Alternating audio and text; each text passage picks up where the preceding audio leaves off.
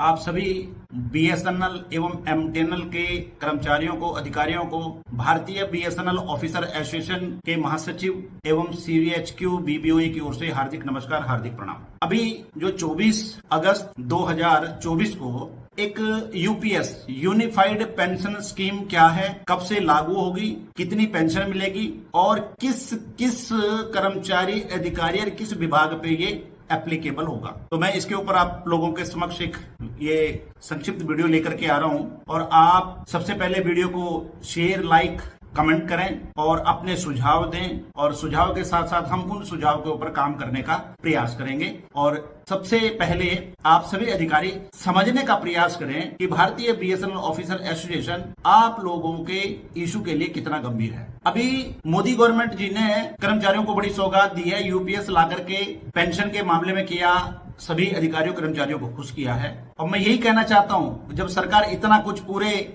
हिंदुस्तान में केंद्रीय कर्मचारियों को दे रही है तो बीएसएनएल को क्यों नहीं दे रही है, ये सिर्फ समझने और अपने और अन्य अधिकारियों को, अपने साथियों को समझाने की जरूरत है। इससे ज्यादा मैं आप लोगों को स्पष्ट पहले भी वीडियो में इशारा कर चुका हूं और मैं इस वीडियो में इशारा कर दिया है, आपको ज्यादा नहीं बताऊंगा क्योंकि वीडियो लंबी हो जाएगी। एनपीएस की समीक्षा के लिए अप्रैल 2023 में जो केंद्र की सरकार, मोदी सरकार जी ने टीवी सोमनाथन की अगुवाई में एक कमेटी बनाई थी। इस कमेटी ने हर राज्य के वित्तीय सचिव, नेताओं, सैकड़ों कर्मचारी यूनियनों के साथ चर्चा की। उसके बाद कमेटी ने कैबिनेट को न्यू पेंशन स्कीम में बदलाव के लिए कुछ सिफारिश की। अभी हाल फिलहाल 24 अगस्त 2024 को मोदी सरकार ने यूनिफाइड पेंशन स्कीम यानी यूपीएस को मंजूरी दी है। इसे अगले वित्त वर्ष यानी 1 अप्रैल 2025 से लागू किया जाएगा।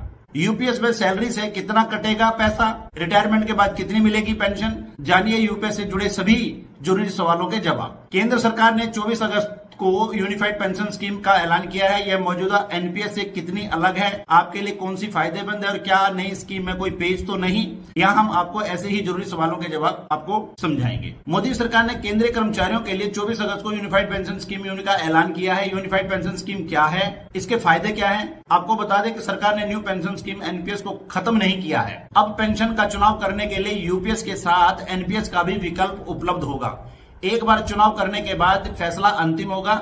यूनिफाइड पेंशन स्कीम मौजूदा एनपीएस में से कितनी अलग है, आपके लिए कौन सी फायदेमंद है, इसके ऊपर मैं आप लोगों के जो फ्रिक्वेंटली पूछने वाले क्वेश्चंस है वो मैं बता रहा हूं आपको। क्वेश्चन नंबर 1 है, यूनिफाइड पेंशन स्कीम यानी यूपीएस कब से लागू होगी। जवाब ये है कि दिसंबर 2003 तक सरकारी कर्मचारियों के लिए ओल्ड पेंशन स्कीम यानी ओपीएस लागू थी। जनवरी 2004 में अटल बिहारी वाजपेयी जी की सरकार ने इसे हटाकर न्यू पेंशन स्कीम यानी एनपीएस लागू किया था। इसका जो जवाब ये है कि यूनिफाइड पेंशन स्कीम में जो आपको दिसंबर 2003 तक ओपीएस थी और 1/1/2004 को जो एनपीएस लागू किया था, उन लोगों को ये अपॉर्चुनिटी है, केंद्रीय कर्मचारियों को, कि वो यूपीएस एनपीएस का लाभ ले सकते। यूनिफाइड पेंशन स्कीम में नया क्या है, आखिरी साल की औसत सैलरी की 50% एश्योर्ड पेंशन मिलेगी। कर्मचारियों को उनके रिटायरमेंट से पहले के आखिरी 12 महीने की बेसिक पे और औसत का 50% बतौर पेंशन दिया जाएगा। यानी अगर किसी कर्मचारी को उसकी नौकरी के आखिरी साल में 50,000 रुपए बेसिक पे मिलती थी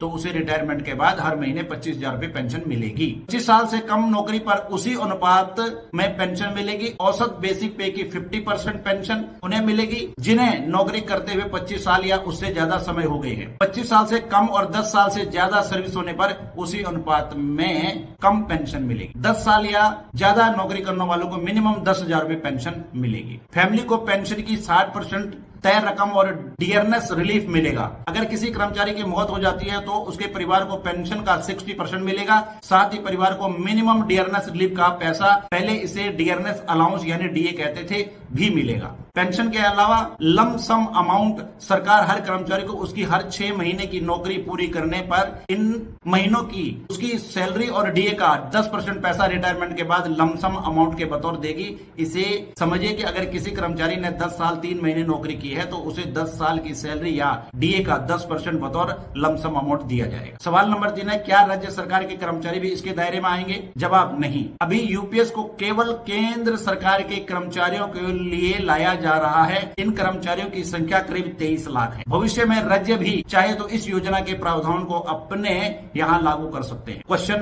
सवाल नंबर 4 है, यूपीएस में सैलरी से कितनी कटेगा पैसा? एनपीएस के तहत पेंशन के लिए कर्मचारियों की सैलरी से 10% पैसा काटा जा रहा है। यूपीएस के तहत भी कर्मचारी 10% हिस्सेदारी देते रहेंगे। सरकार हर 3 साल पर समीक्षा करके अपने योगदान में बदलाव कर सकती है, लेकिन कर्मचारियों की हिस्सेदारी में कोई बदलाव नहीं किया जाएगा। सवाल नंबर 5, मौजूदा एनपीएस में क्या खामियां हैं? दिसंबर 2003 तक लागू ओपीएस यानी ओल्ड पेंशन स्कीम लागू था। इसमें सरकार अपने खजाने से कर्मचारियों को एक तय पेंशन का भुगतान करती थी, इसलिए इसे कर्मचारियों के लिए एक सुरक्षित पेंशन स्कीम माना जाता था। खर्च का बोझ कम करने के लिए वाजपेयी सरकार ने 1 जनवरी 2004 से एनपीएस लागू कर दी, लेकिन इसका बड़े पैमाने पर विरोध हुआ। एनपीएस के तहत कर्मचारियों को सैलरी से पैसा कटवाना पड़ रहा है, जबकि ओपीएस में बिना पैसे कटे एक मुश्त रकम पेंशन मिल जाती थी। सवाल नंबर 6, यूनिफाइड पेंशन लाने का क्या मकसद है? ओपीएस और एनपीएस से कितना बेहतर? जवाब, ओपीएस को परिभाषित लाभ पेंशन प्रणाली डीबीपीएस भी कहा जाता है, वही एनपीएस को परिभाषित योगदान पेंशन प्रणाली डीसीपीएस कहा जाता है। इसी बात में दोनों का मूल अंतर छिपा है। ओपीएस के लिए कर्मचारियों को अपनी सैलरी से कोई योगदान नहीं देना होता था, जबकि एनपीएस में कर्मचारियों की सैलरी और डीए का 10% पैसा कटता है।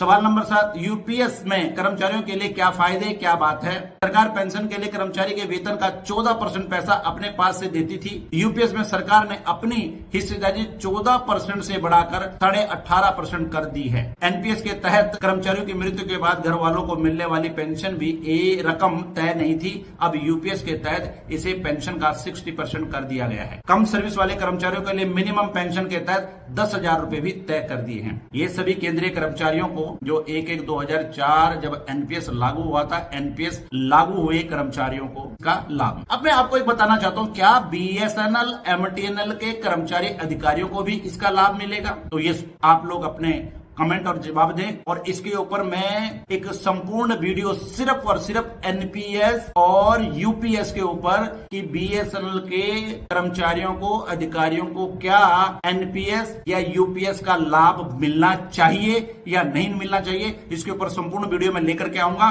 और तथ्यों और आधार के साथ। इसी के साथ जय हिंद, जय भारत।